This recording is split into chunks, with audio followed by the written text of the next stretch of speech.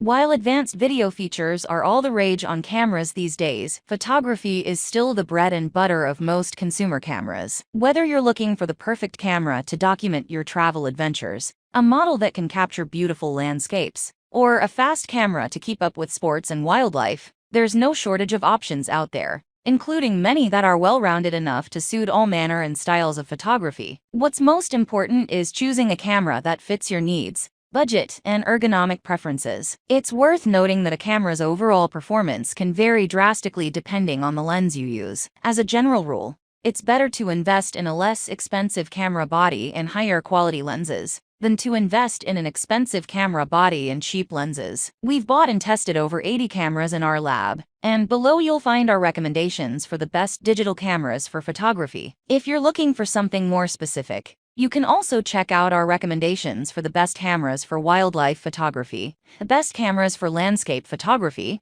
or the best cameras for low-light photography. Are you looking for the best keyword? In this video, we will look at some of the best keyword on the market. Before we get started with our video, we have included links in the description, so make sure you check those out to see which one is in your budget range. Number 1. Canon EOS R6 Mark II. The Canon EOS R6 Mark II is the best enthusiast camera we've tested for photography. This well-rounded full-frame camera excels at all kinds of photography and even offers improvements over its predecessor, the Canon EOS R6, our previous favorite. Its new higher resolution sensor gives you a little more leeway to crop your photos. The camera now has a faster readout speed and a whopping 40 FPS burst rates when using the electronic shutter. Add a remarkable autofocus system with reliable tracking, and you've got a fantastic camera for sports and action photography. Beyond that, it's well built, weather-sealed, and feels good in the hand. Plus, it has in-body image stabilization to help you shoot at slower shutter speeds in low light. That said, lens selection for the RF mount still falls short of competitors like Sony. If you do want more native and third-party lenses to choose from,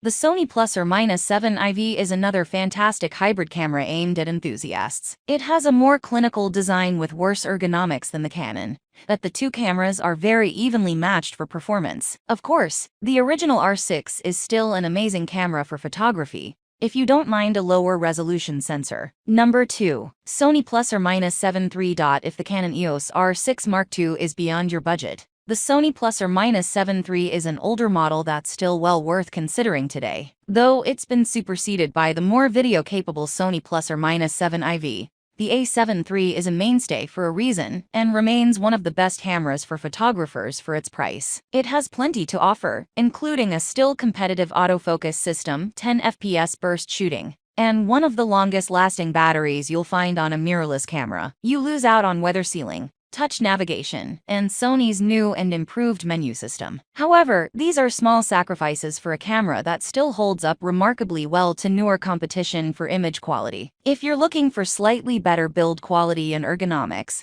stretching your budget a little will nab you the Nikon Z6II, a worthy competitor. If you can live with shorter battery life and fewer lens options, the Fujifilm X-T4 is another fantastic all-arounder in this price range, with style for days and a more portable body, though its more compact size comes at the cost of image quality because of its smaller APS-C sensor. Number 3. Nikon Z50. The best mid-range camera we've tested for photography is the Nikon Z50. Unlike most of our higher-end picks, this camera uses an APS-C sensor, which makes it a bit less capable in low light than full-frame alternatives. Unless you're a pro or enthusiast, a crop sensor will still be enough to get you high-quality images, and you get the upside of generally cheaper lenses and more portability. It's also one of the most well-built and comfortable entry-level cameras we've tested. With a weather-sealed body and generous hand grip, it has a large viewfinder, giving you a clear view of your subject, and a highly intuitive user interface. Battery life isn't amazing,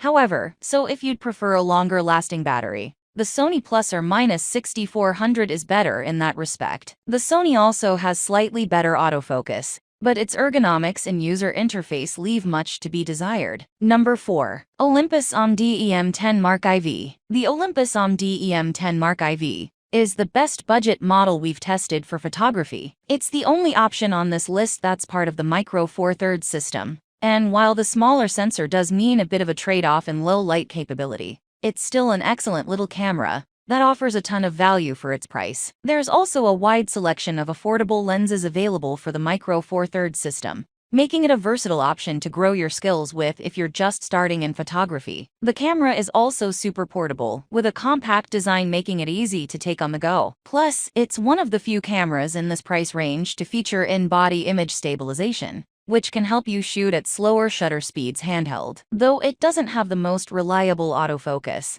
it has a quick burst rate for action photos, along with very solid overall image quality. The Canon EOS M50 Mark II is a good alternative if you want a larger sensor and better autofocus, but lens options are a lot more limited. Number 5. Fujifilm X100 Volts. If you thought high-quality photography was reserved only for large interchangeable lens cameras, think again. The Fujifilm X100V proves that point-and-shoots still have something to offer in the age of smartphone photography. This premium compact camera has the same 26-megapixel APS-C sensor as flagship models like the Fujifilm X-T4. Its design also harkens back to vintage rangefinder cameras, with a hybrid electronic optical viewfinder offset from the center of the body. As if that wasn't enough, the package is tied together by an excellent 35mm full-frame equivalent prime lens, which is versatile enough for different photography styles. It isn't the smallest point-and-shoot, but is compact enough for travel or street photography. If you need something smaller,